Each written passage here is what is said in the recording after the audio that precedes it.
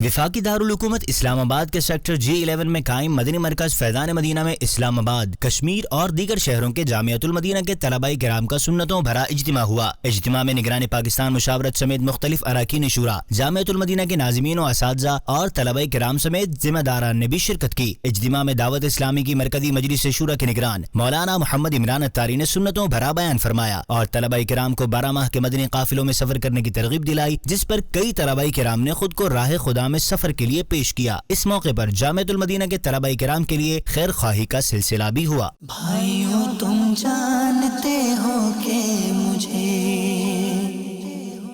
دعوت اسلامی سے کیوں پیار ہے کرم اس پر خدا پاک کا،